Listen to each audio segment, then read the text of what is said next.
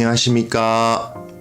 10월 18일 월요일 말씀 묵상 함께 시작하겠습니다. 주님께서 새롭게 시작되는 한 주에도 주님의 능력을 베풀어 주시고 우리와 함께 하시고 주께서 진정으로 우리를 사랑하신다는 사실을 확증해 주셨으면 좋겠습니다. 예레미야 37장 1절부터 10절까지 말씀 오늘 다룰 텐데요.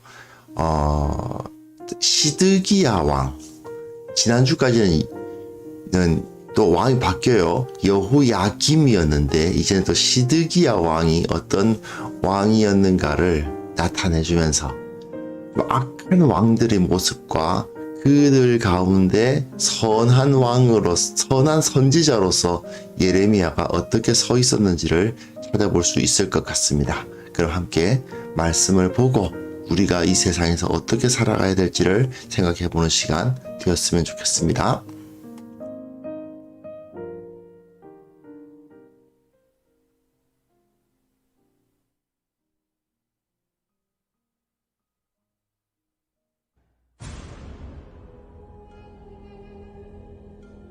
요시아의 아들 시드기야가 여호야김의 아들 고니야의 뒤를 이어 왕이 되었으니 이는 바벨론의 느부갓네살 왕이 그를 유다 땅의 왕으로 삼음이었더라. 그와 그의 신하와 그의 땅 백성이 여호와께서 선지자 예레미야에게 하신 말씀을 듣지 아니하니라. 시드기야 왕이 셀레미의 아들 여후발과 마아스야의 아들 제사장 스바냐를 선지자 예레미야에게 보내 청하되, 너는 우리를 위하여 우리 하나님 여호와께 기도하라.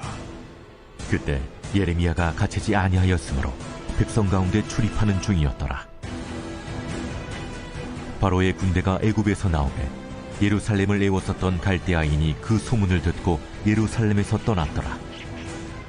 여호와의 말씀이 선지자 예레미야에게 임하여 이르시되, 이스라엘의 하나님 여호와께서 이와 같이 말씀하시니라. 너희를 보내어 내게 구하게 한 유다의 왕에게 하리라. 너희를 도우려고 나왔던 바로의 군대는 자기 땅 애굽으로 돌아가겠고 갈대아인이 다시 와서 이 성을 쳐서 빼앗아 불사르리라. 여호와께서 이와 같이 말씀하시니라. 너희는 스스로 속여 말하기를 갈대아인이 반드시 우리를 떠나리라 하지 말라. 그들이 떠나지 아니하리라. 가령 너희가 너희를 치는 갈대아인의 온 군대를 쳐서 그 중에 부상자만 남긴다 할지라도 그들이 각기 장막에서 일어나 이 성을 불사르리라.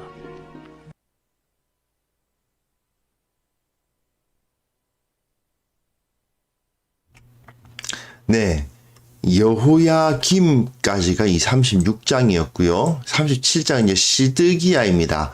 여호야김 다음에 여호야긴, 고니야라는 이름으로 나오죠. 그리고 그 다음 왕이 시드기야인데, 이 여호야김과 시드기야 이 두 왕이 이제 악한 왕으로서 딱 등장을 하는 겁니다. 두 사람 다 선한 왕이었던 요시야의 아들들이에요. 그런데도 둘 다 악한 왕이었습니다.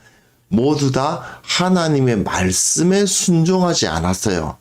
그 아버지 요시야의 특징이 무엇입니까? 말씀이 선포되니까 거기서 옷을 찢고 하나님 앞에 회개했었는데, 그에 비해서 이 두 사람은 말씀에 순종하지 않고 여호야김, 그저께까지 본문에서 보시면 아실 수 있지만 말씀을 찢어버리죠. 자기 옷을 찢고 회개하는 것이 아니라 말씀이 기록된 두루마리를 찢는 사람입니다.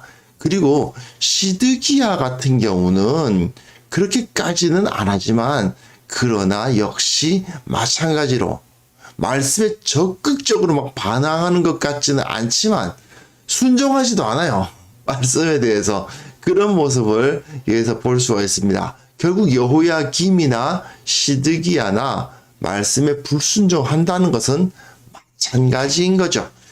이제 여호야김은 요시야가 애굽과의 전쟁에서 전사하고 나서 애굽에 의해서 예루살렘의 왕이 되었고, 시드기야는 바벨론에 의해서 왕이 되었습니다. 여기 차이가 나요. 여호야김, 애굽이 이 유다에 의해서 멸망한 이후에 애굽에 의해서 세워진 사람 시드기야.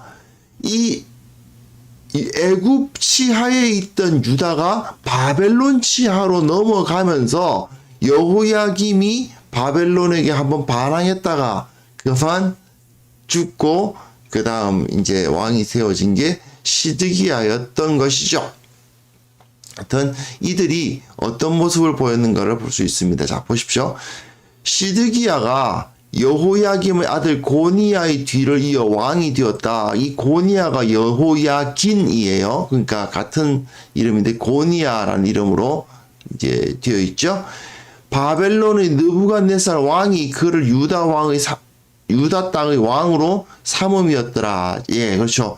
여호야김은 애굽, 시드기야는 바벨론. 이렇게 여호야김은 남쪽 애굽에 의해서 시드기야는 북쪽 바벨론에 의해서 각각 왕이 바뀌는 것을 볼 수 있습니다. 결국은 완전히 시대가 바뀐 거죠.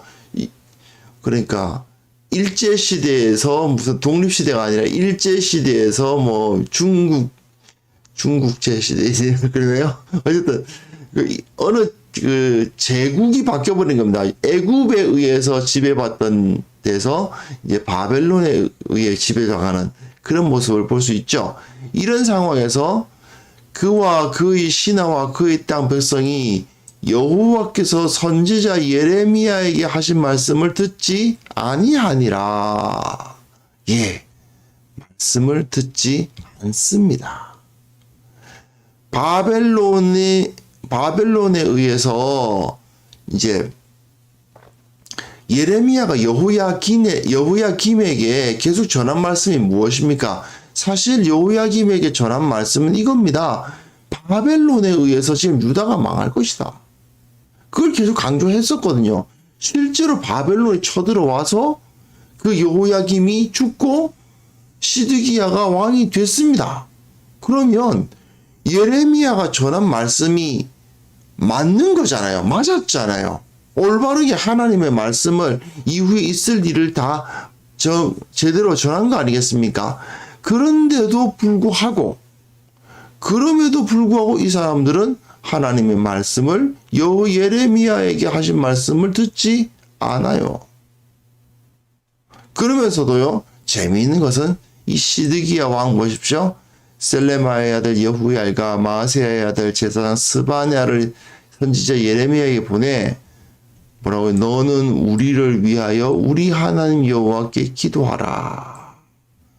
이제 그때에 예레미야가 갇히지 아니하였으므로 백성 가운데 출입하는 중이었더라 되어 있죠. 자, 여기에 이해를 하실 필요가 있습니다.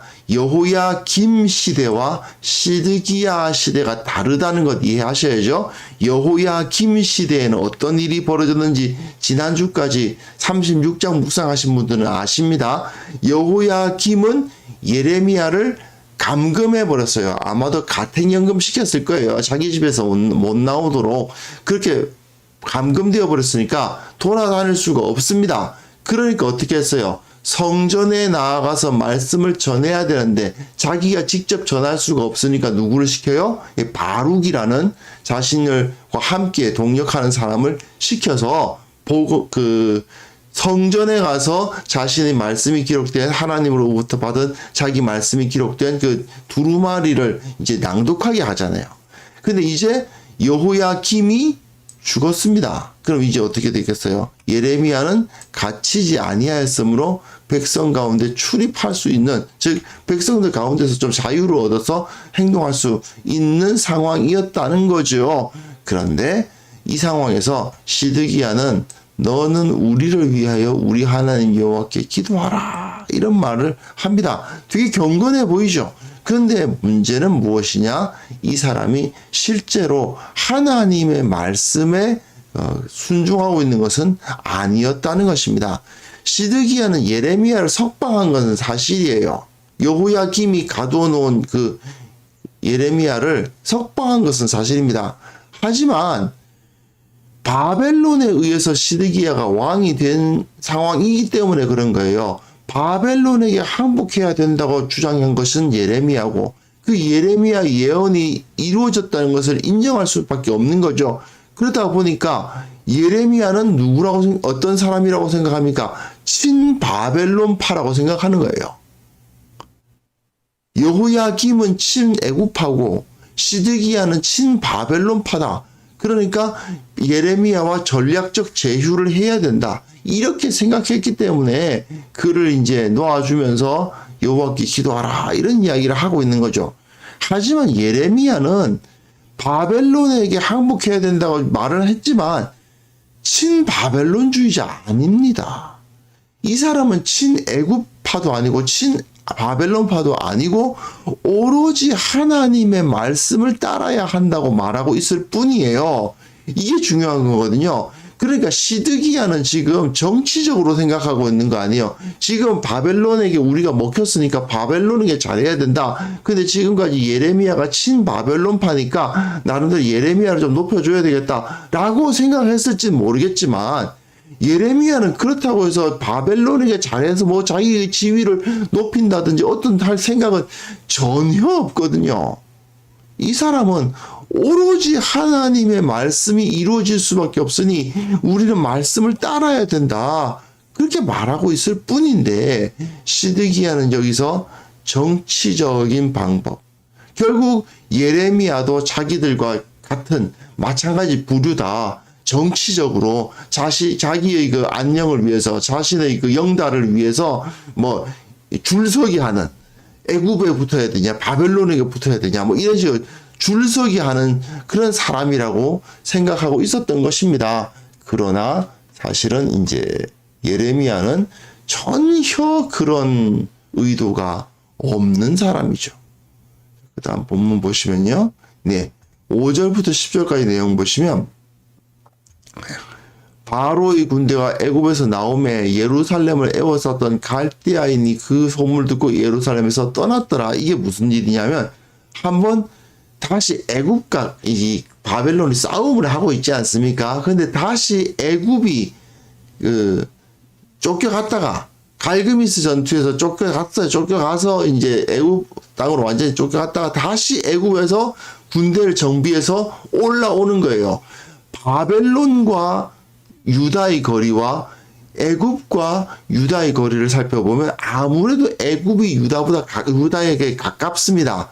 그러니 예루살렘을 애워쌌던 갈대아인이 그 소문을 듣고 예루살렘에서 떠납니다. 이게 무슨 소리입니까? 애굽이 다시 올라온다 하니까 지금 우리 힘무한으로는 안 되겠다. 바벨론의 본대와 같이 연합해서 애굽에게 이제 대항을 해야지 현 상황에서 어렵다는 판단을 한 거죠. 그러니까 떠납니다.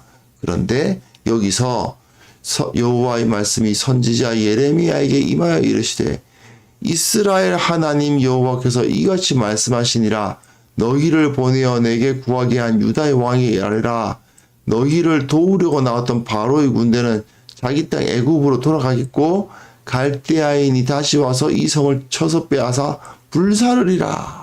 이게 무슨 소리입니까? 지금 너희가 얼씨구 애굽이 다시 힘을 얻었다 하고 애굽 편에 줄 서야 된다라고 하는 사람들이 있는데 그래서는 안 된다는 겁니다. 지금 애굽 편에 붙으면 안 된다 그거예요.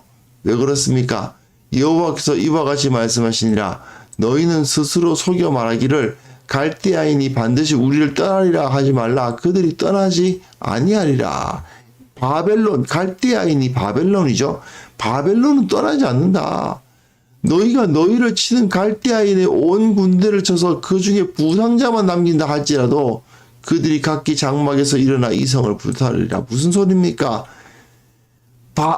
바벨론 군대에 부상자들만 모여 있어도 부상자들이 뭡니까? 다친 사람들만 모여가지고 해도 이 성 불사를 수 있을 정도로 바벨론은 강하다. 바벨론은 굉장히 강하기 때문에 결코 애굽에게 밀리지 않는다. 그걸 여기서 말씀해 주고 있는 것이죠.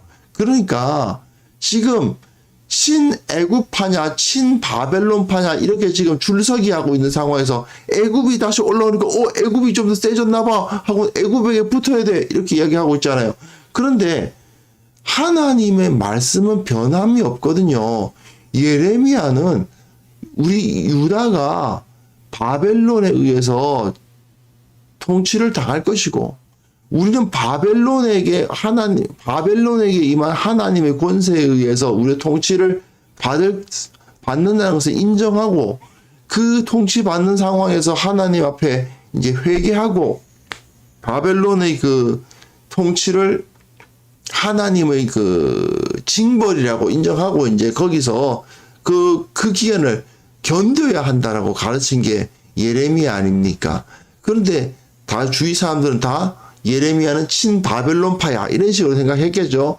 그런데 이 녀석은 지금 애굽이 다시 올라와가지고 바벨론 군대가 물러났음에도 불구하고 계속 바벨론파다. 바벨론으로 이제 바벨론에게 붙어야 된다고 이야기하는 것처럼 보이잖아요. 자, 이런 상황이 이제 나타난 겁니다. 이제 얼마 지나지 않아서 시드기야 왕은 자기를 왕으로 세운 바벨론을 배반해 버려요. 그리고 애굽을 끌어들여서 정비해서 유다로 진격하고 결국은 이제 바벨론으로부터 독립하려는 그러한 시도를 하는 겁니다. 그러다 보니까 바벨론 군대는 일단 예루살렘에서 철수를 했죠. 하지만 예레미야는 지금 상황을 오판해 가지고 여호야김처럼 애굽을 의지했다가는 바벨론 군대가 예루살렘에 다시 와서 파괴하고 불살할 것이다.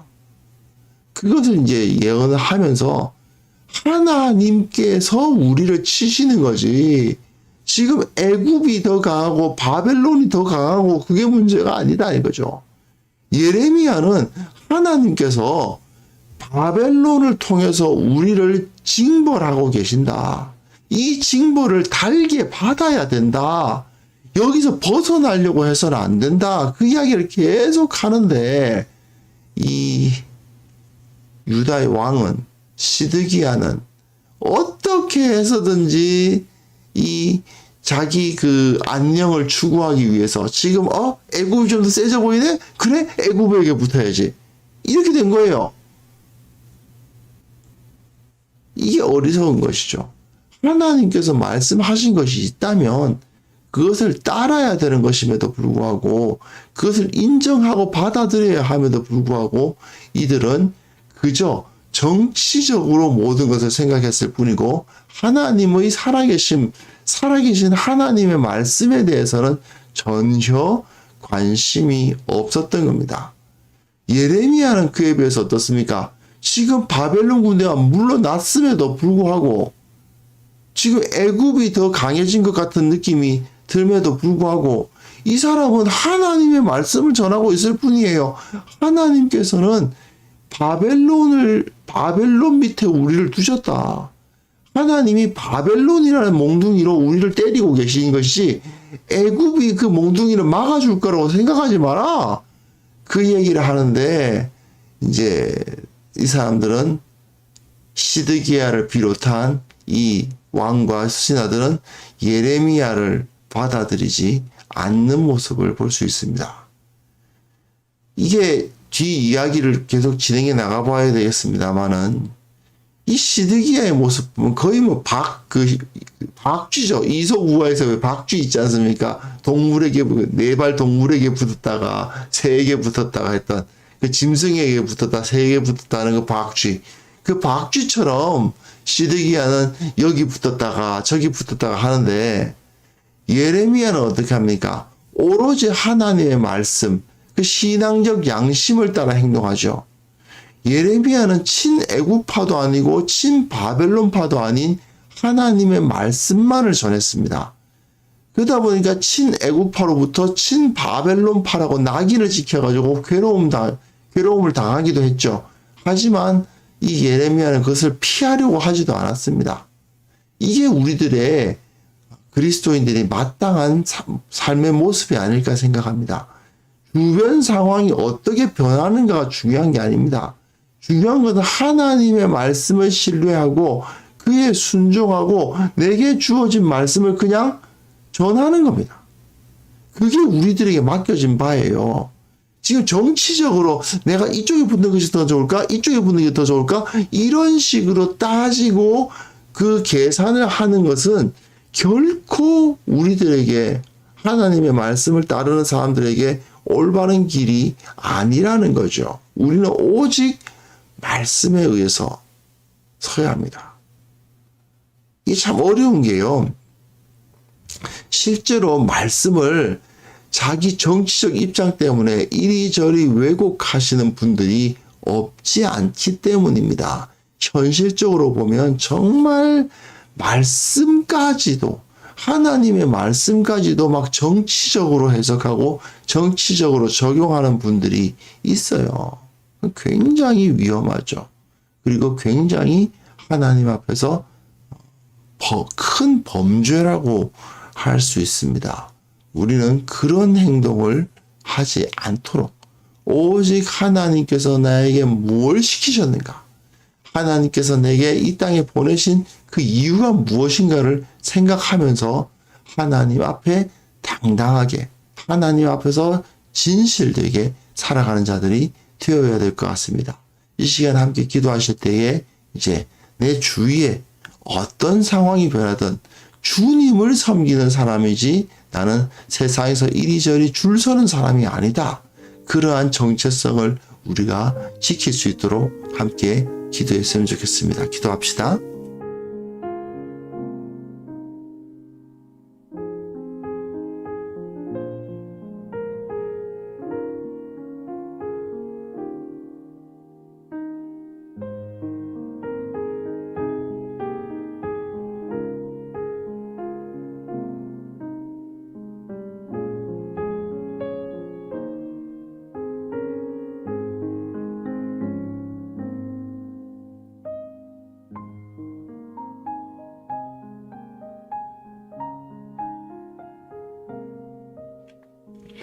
하나님 아버지, 참으로 내가 경험하는 이 내 주위의 상황, 나의 현실 때문에 말씀도 바꾸고 믿음도 바꾸고